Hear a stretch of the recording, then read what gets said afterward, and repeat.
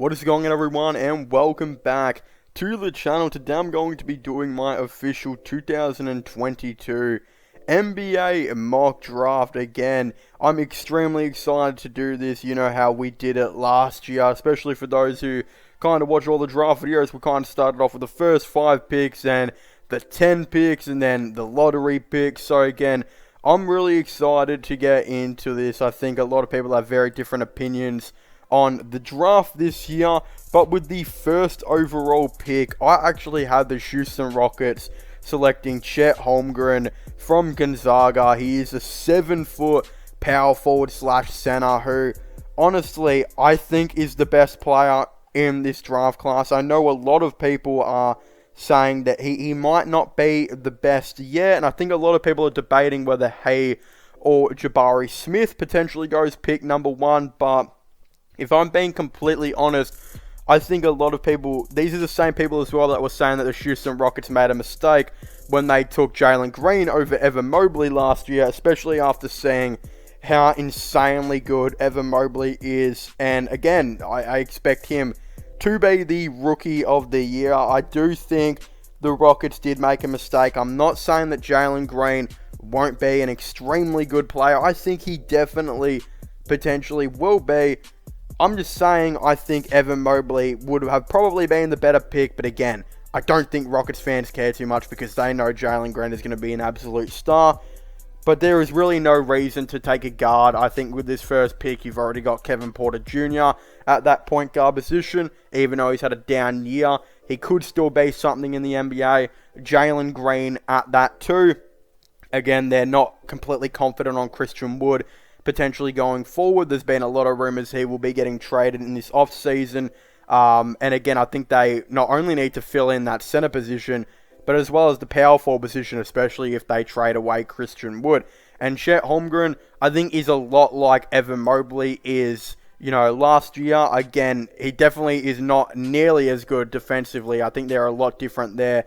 Holmgren is much more of an offensive player, but just the ability to be able to, switch on from the power forward to the center position defensively is still something really, really good. Again, he's not as good a defender as Mobley, but he still definitely has the capabilities to switch from power forward to center. Not just that, even on offense, I think he can also run power forward and center because he does have a really good mid-range, and his three-point shot is pretty decent as well. From what we've seen, again, might need to work on it, but yeah, I think whether it's NBA ready will be the discussion. I think he is. Again, I don't know about his shot, but I think he 100% is. And I think for the Rockets, they 100% need a big man.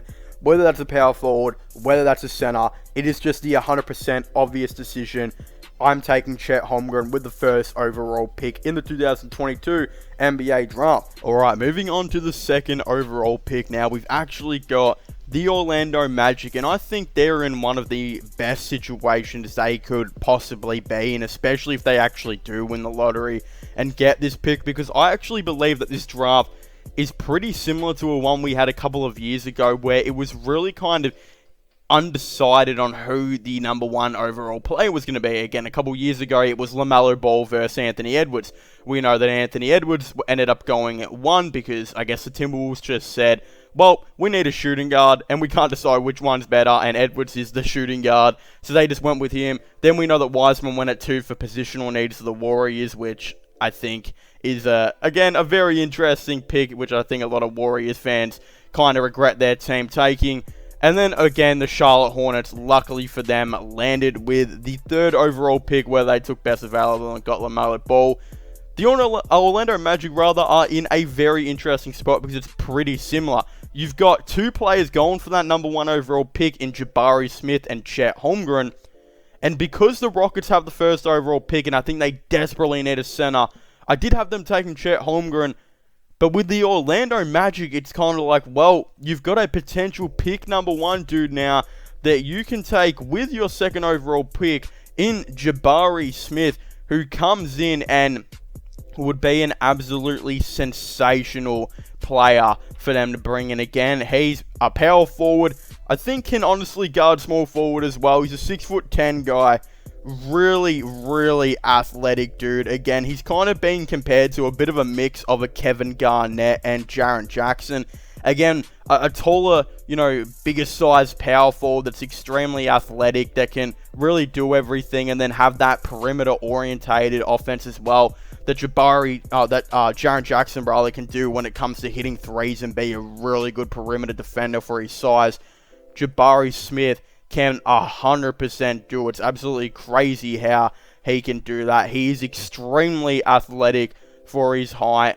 He's a very long type of guy. Wingspan is really good right there. And again, just has a very good vertical as well. His jump shot seems really good. The only things that's possibly lacking from his game, again, is he doesn't exactly have the best, dribbling kind of ball handling type of moves going on over there. His ball handling could definitely use a little bit of improvement. He's a really good rebounder as well. Again, doesn't necessarily chase the blocks, but can still average a couple per game as well. Again, he is really the perfect player for this Orlando Magic, and the thing is, they desperately need a power forward. I mean, Jonathan Isaac, I think, will eventually get moved. He hasn't played for them in about a year and a half. I know some Orlando fans don't want him to go. I think they could definitely keep him, but if you realistically take Jabari Smith and you want him to be like your number one power forward, I'm not too sure how you're going to fit, Franz Wagner, Jabari Smith, and Jonathan Isaac all on the same, lineup. And then you've still got Wendell Carter and Muhammad Bamba to kind of sort through there. A lot going on in Orlando. I think they desperately need a power forward, though, out of everything. And I think, again, Jabari Smith comes in and he would absolutely help them out so much. And I don't know, maybe you do try and bring back Isaac. What would the starting five look like? I don't even know who they would start at point guard. I mean, they've got three on the team, Suggs, Fultz, and Anthony. You've realistically got so many players you want to start on that team. You're still going to try and start Franz Wagner. You got Smith here now, Isaac, who knows? So I don't know, maybe Isaac gets traded, maybe not. Maybe they try and work it all out. Again, that team's depth would be pretty insane and a very good young depth. So I don't know. Let me know down below what you guys think, how they would manage that. But yeah, so with the second overall pick, I do have the Orlando Magic taking Jabari Smith. But moving on now to the third overall pick, we have the Detroit Pistons, and they have Paolo Banchero. And I think, I don't know if I 100% said his name right. I think every person and their dad is saying this man's name different. Again, there's always that one player in the NBA that everyone says his name different. But then when his name gets called out that way, everyone just kind of sticks to it. Again, I think, to re-say it again, Paolo Banchero. I think I've said it completely correct then. But again, he's a dude that would really, really fit, I think, this Detroit Pistons team. Another dude that could be a very good defender, in the NBA. Another athletic guy. I think he's more of a power forward / center, while Smith is more of a power forward / small forward. Again, Banchero is 6'10", 17 points per game, 8 rebounds. Just a really good player, and I think considering the Detroit Pistons look like they're going to be moving on from Jeremy Grant, who is their current power forward. There's been rumors that the Portland Trailblazers are very keen on trading for him. And again, they're going to have heaps of cap, so they're going to 100% be looking at this. I think that, they're going to be looking to get some players in. I think Grant kind of fits that for them. And again, Banchero for the Pistons could very well be a dude that is pretty good defensively. Can come in 6'10" and just, again, help out Saddiq Bey.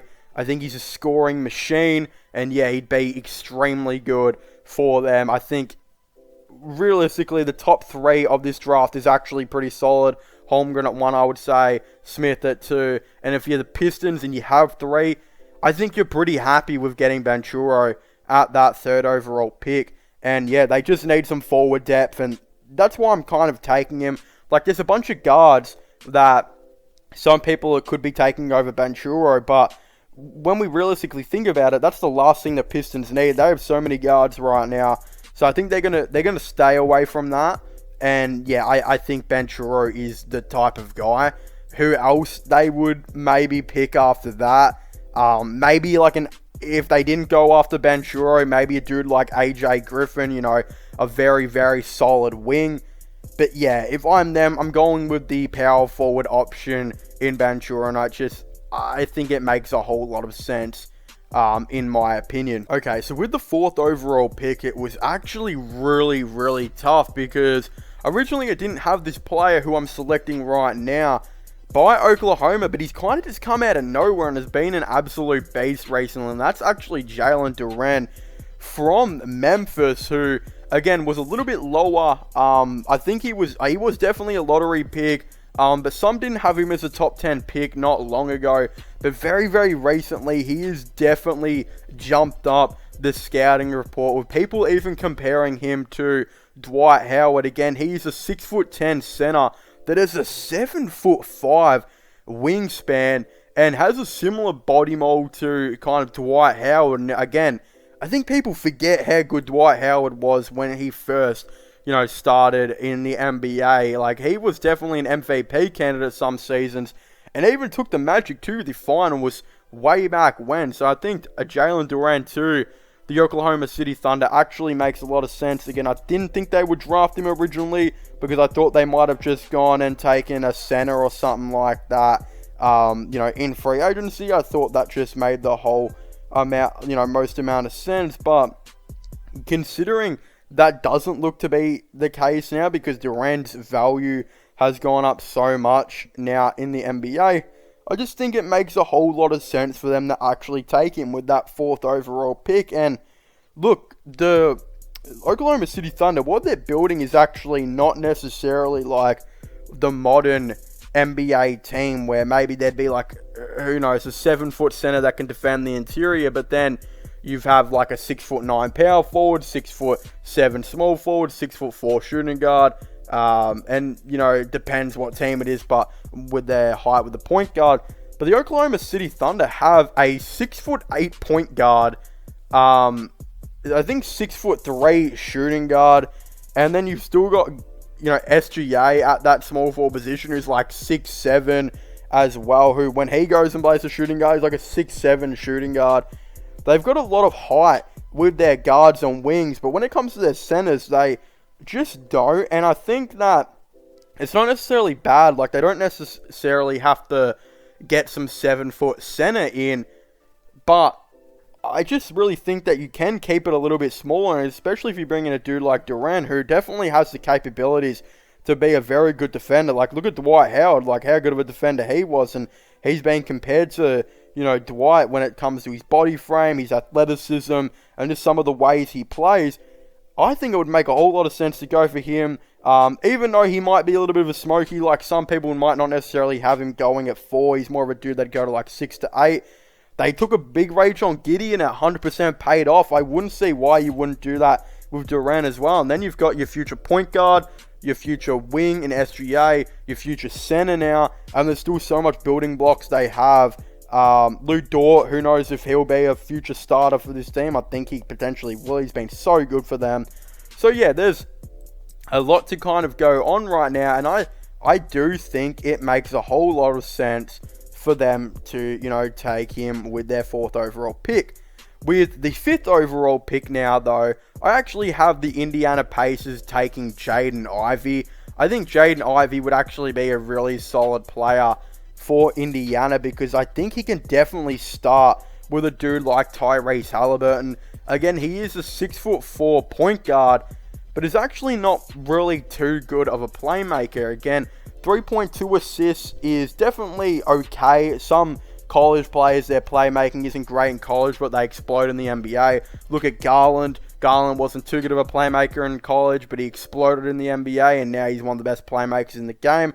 Not saying that Ivy couldn't be that, but he's a 20-year-old dude that is low on that. But what he's really good at is, again, scoring. 17.5 points per game, and I believe he's a dude that could be very capable on the defensive end as well, especially if he puts it all together. 6'4" coming into the NBA, also averages 5 rebounds, and I think the thing is too, he could really work well with Halliburton, because if he becomes a good defender in the NBA, the Pacers have always been a team to absolutely love their defense, and if you've got a future backcourt that has a 6'4" player and a 6'5" player that are both extremely capable defensively, then I think that would be really, really good.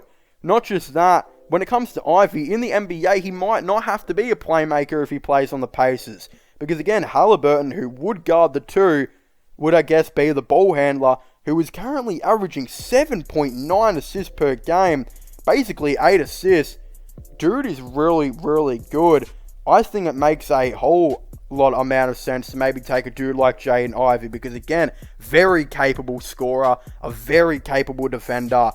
I think it makes a whole lot amount of sense to do this pick, and you're really building what the Pacers love, and that's defense. They've been such a defensive, team over the years, and I think it makes a lot of sense.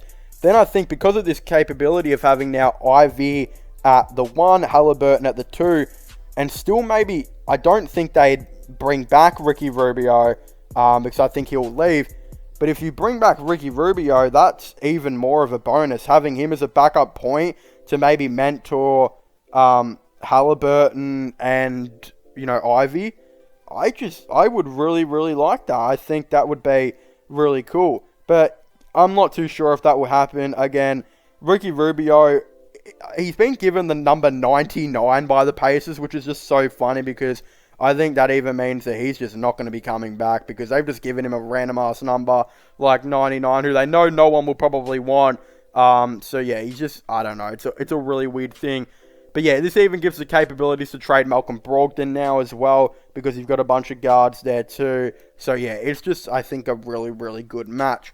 But again, starting off with the 6th overall pick now, we actually have the Portland Trailblazers, who for the first time in quite a while will have a very, very high pick, it does look like. And there is a player that you guys have been absolutely bugging me for a team to draft high. And look, I've seen the comments, don't worry, I have seen the comments, and I think this player actually fits really, really well with the Portland Trailblazers, and that actually happens to be 6'8" forward Keegan Murray. I actually think he would be a really good player for this Trailblazers team. For those of you who don't know, pretty much the biggest needs for the Trailblazers right now are a small forward and power forward. It looks like they're going to rock with Lillard as their future point, Simons is their future 2, and it looks like they'll be bringing back Nurkic to be their future 5. I think they desperately need a small forward and a power forward, and Keegan Murray really comes into this team. I think he would guard the power forward position naturally in the NBA. Is 6'8". Rumors he could be around the 6'9" projection right now. He is currently being compared to, a kind of taller Otto Porter and a Pascal Siakam type of player. This is because he's extremely athletic, has the very big capability of shooting a 3, while also being a very versatile defender that can definitely defend the, perimeter, and also being a pretty good rebounder here and there as well. He's got a 6'11" wingspan, and actually did extremely well kind of in his season at college, averaging 23.5 points per game and 8.7 rebounds. He is a little bit older though, at 20 years age rather, and I think again, he will be a really, really good player potentially in the NBA, and I think the Portland Trailblazers will have struck gold if they can potentially get Keegan Murray at that 6th overall pick, because wow, he just really, really fits this team, especially if they're going to try and revamp this whole team around Dame. Even though if they get a player like Jeremy Grant or someone like that in free agency, you could legitimately see Keegan Murray playing starter minutes if he's not starting, and just being a very solid player. So again, I think this is actually a perfect pick, and could be, one of the picks that actually ends up being one of the best out of the whole draft if something like this could potentially happen. With the 7th overall pick now, we actually do have the Sacramento Kings, who, wow, they are a very, very hard team to talk about. I do feel really bad for you Kings fans out there. Like, somehow, I know they lost Tyrese Halliburton and they brought in a legit all-star in Domantas Sabonis, and somehow they didn't win any more games. Like, how does that happen? How do you bring in an all-star caliber player and not win any more games? They definitely need to do some more restructuring over this offseason. I think they will 100% do it. I don't think they're done making moves. They obviously moved Bagley out, Hield out, etc. I think they might look to try and bring in a more dominant center unless they completely just roll Sabonis at that center position and look for a different power forward. Maybe that's what they do. I'm not too sure what Barnes' future is going to be looking like on this team, but what I do know is they are still in desperate need, I think, for another wing to come in, especially after losing Buddy Hield. I still think you just need that dude that can guard the shooting guard and small forward position. So happens to be that the best guy available can do exactly that in AJ Griffin, who is a 6'6" guy who is, I definitely think, a very capable scorer.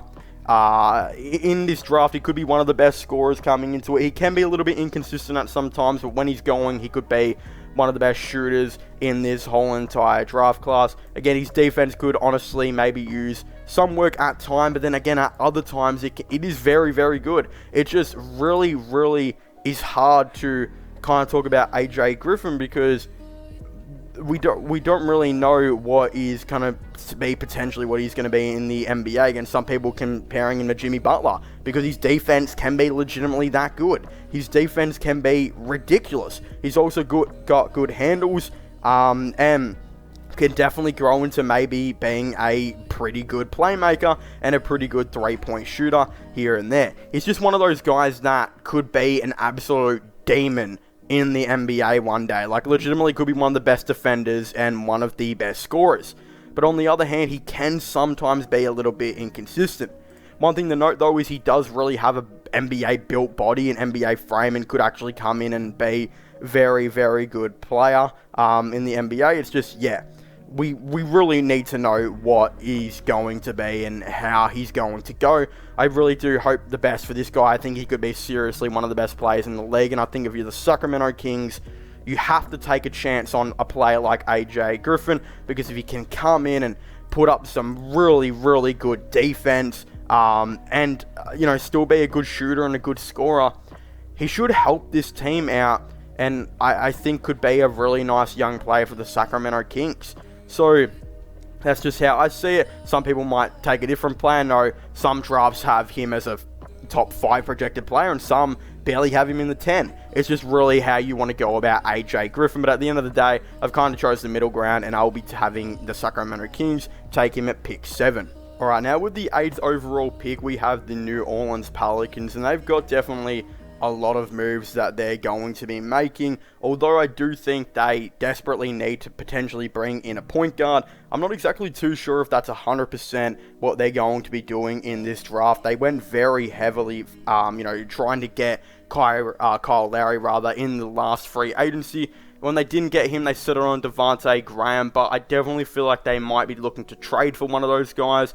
So in saying this, I actually feel like they might just go best available and just see what's kind of on the board. And with who I think maybe is next best on this list is actually going to be Shaedon Sharpe, and that's who I have the Pelicans taking with the 8th overall pick.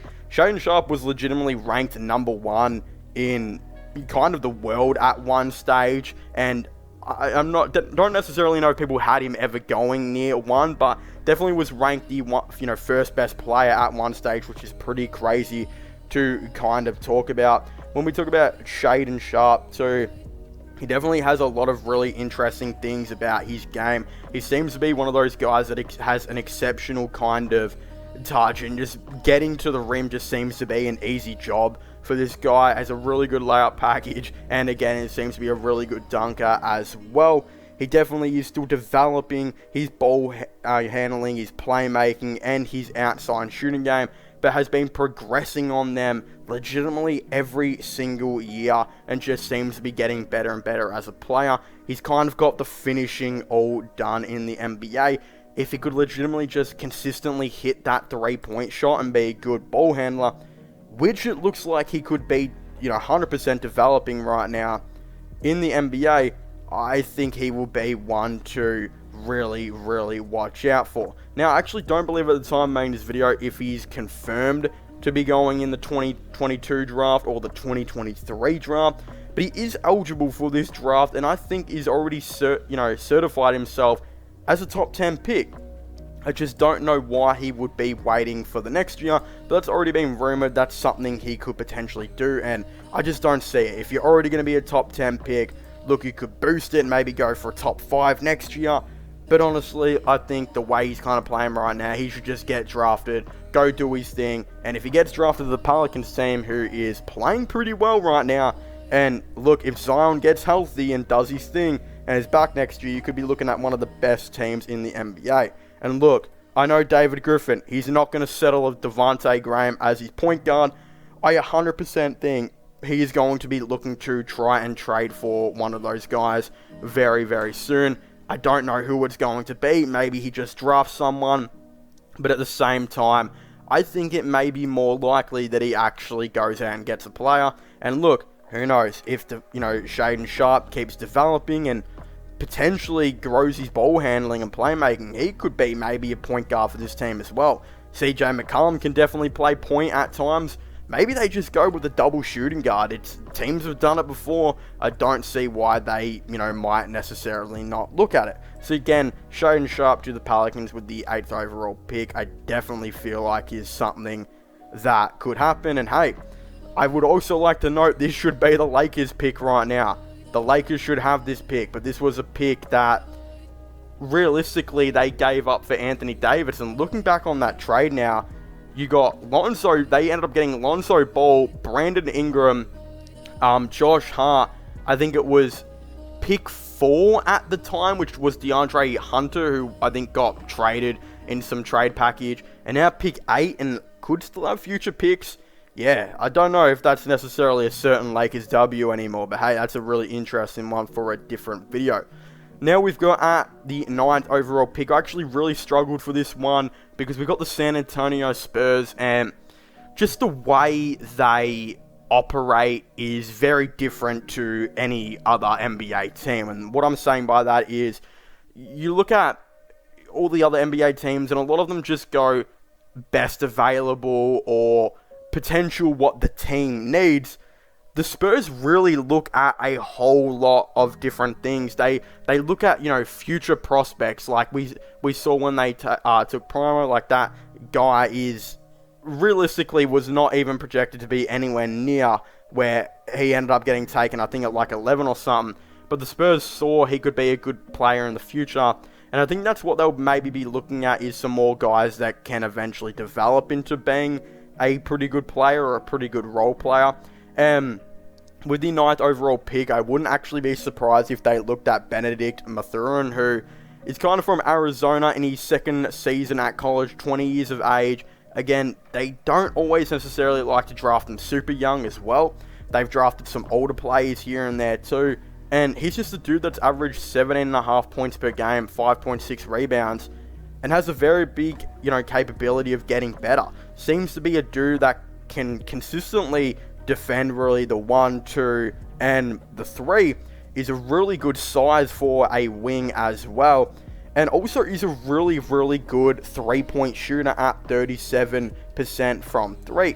Again, sometimes he needs to put more pressure on when he is defending, but honestly, he could be a really, really solid player. He's got a really good first step as well, and can definitely find his way getting to the ring oftenly during times when he was in college. So he's just one of those guys that I think, the Spurs will have a look at.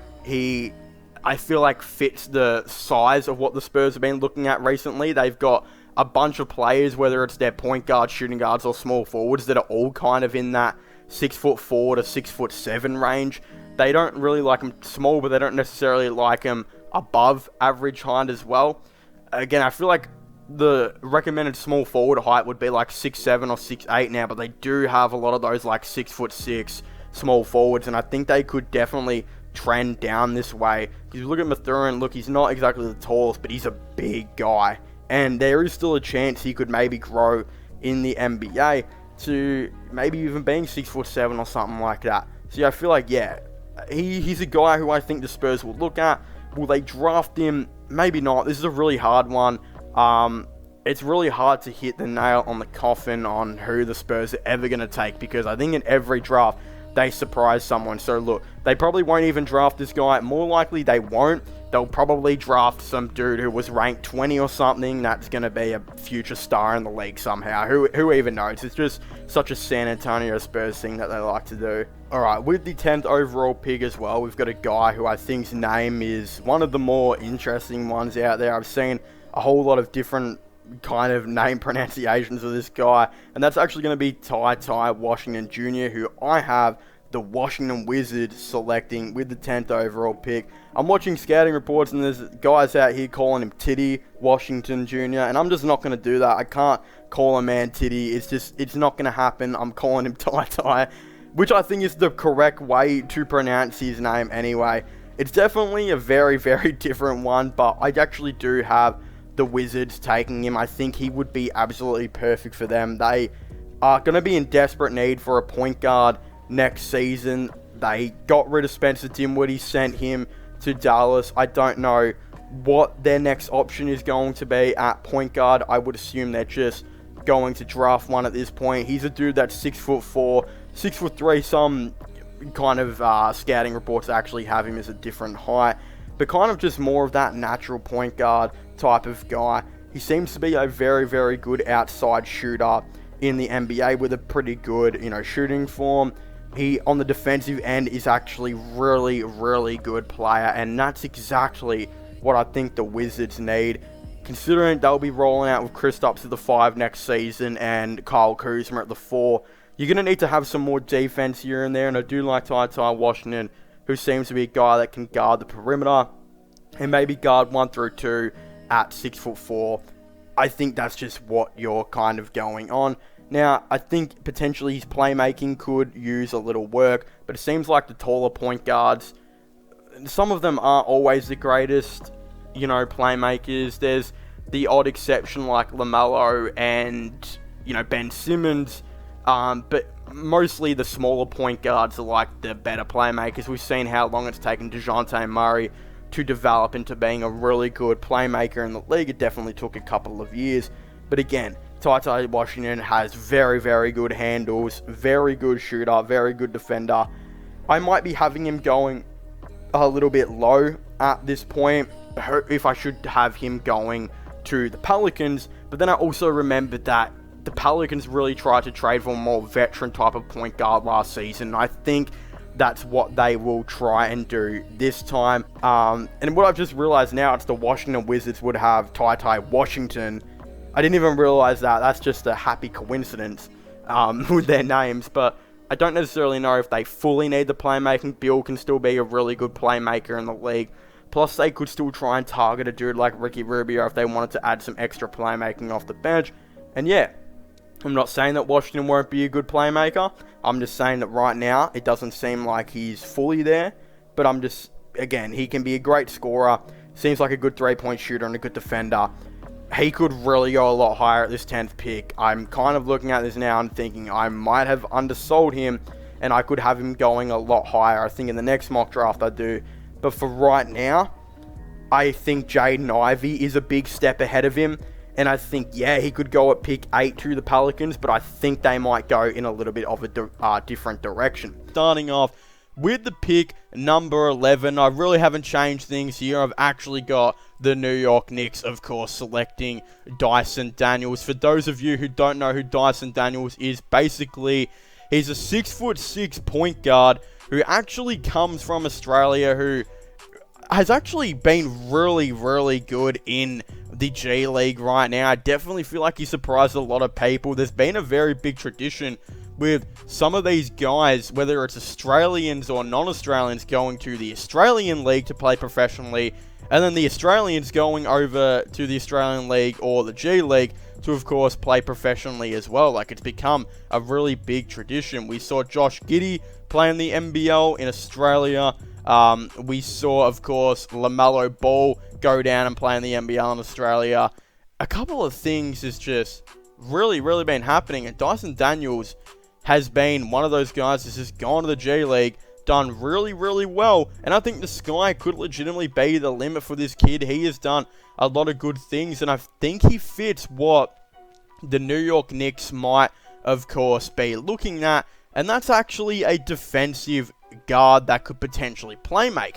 Now, we've seen that when it comes to the Knicks, it seems like they want to keep Tom Thibodeau as their coach, and they've got a big point guard issue right now. Kemba Walker is, of course, going to be out for, again, he's never going to play a game for the Knicks again, really. We don't know if Derrick Rose will as well. It looks like they might be looking to trade him in the future to do kind of a fresh start situation. I know Knicks fans would love to keep him, but I just don't know if that will necessarily happen. So they'll probably move on from those two guys. Then you got Emmanuel Quickly. It just doesn't look like he's going to be a playmaker in the NBA. They're probably going to keep him as, a defensive two guard off the bench that can definitely shot create when he starts to get things going. And then again, I think they're desperately going to need a point guard. And if you're fully committed on Tom Thibodeau, there is a 6'6" point guard that can possibly guard 1 through 3, just sitting there, at the pick that they will most likely have. Again, he averages 11 points per game, 5.5 rebounds, and 4.5 assists. And those 4.5 assists are actually pretty decent because this is in the G League where, again, you're playing against professionals, so your playmaking might be a little bit off, here and there as well. So it's going to be really interesting. Again, he does show that he definitely needs to improve his offensive game here and there at sometimes, but his defense can just be really, really good. And I just think that he is a guy the New York Knicks should be looking to take, and maybe he's not necessarily good enough for 11, but I think you got to take a chance, and he is a dude you should be taking a chance on.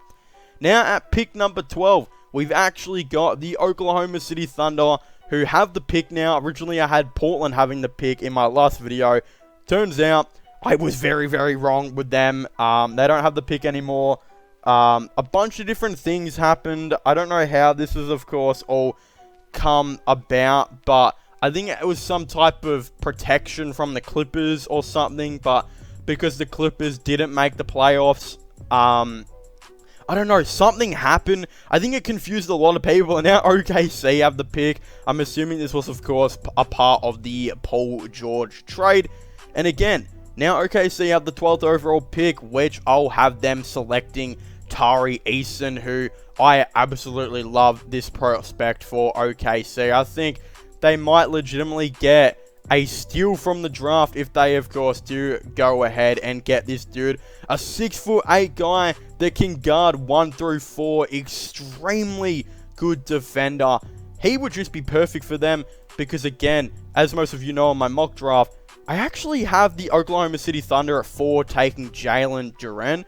I've heard a lot of rumors that they might take a guy like Keegan Murray, which they very could do. But Jalen Duren really jumped up in the mock drafts. Again, originally he was like a pick 10 type of guy. Now some people have him going at 6, 7, and 8. And I think we've seen OKC jump the gun and take, Josh Giddey picks really early.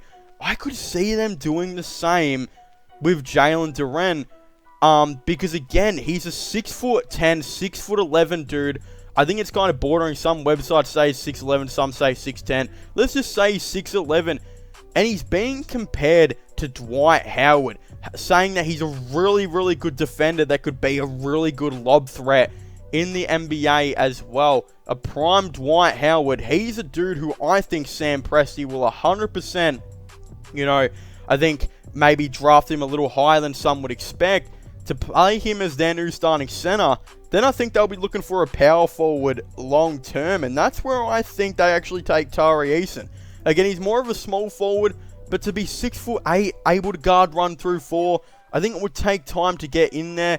But again, it's going to be really interesting. He's not much of a three-point shooter at this time, unfortunately, and his offensive game could use some work.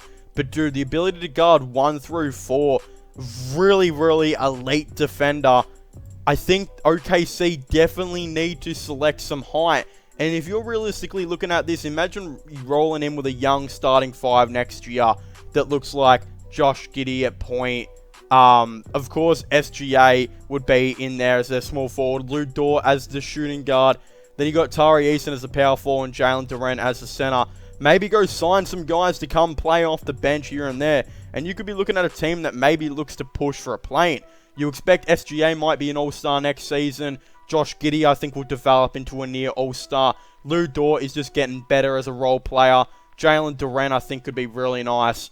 And again, get some role players off the bench. They've got some good coaching.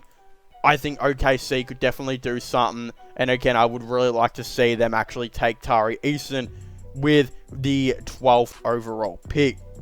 Now, when it comes to the Charlotte Hornets, there's a lot of guys who I think a lot of people are having them actually take. You know, there's no one I think can really decide on who should the Hornets take. Some people are saying they need a center. Some people are saying they need a power forward. But there isn't a whole lot of good tall players that I think they can really take. Now, there is one guy who I will actually talk about for a second because I think he's kind of risen up in the mock drafts, and that's actually going to be Mark Williams, who is a center. This guy's kind of come out of nowhere, and I feel like a lot of people are actually talking at him again. I believe he's ranked around 18 to 19, but he's kind of risen recently. He plays for Duke College, and I think he's a guy that they could definitely take at 13, especially if they're looking for the height.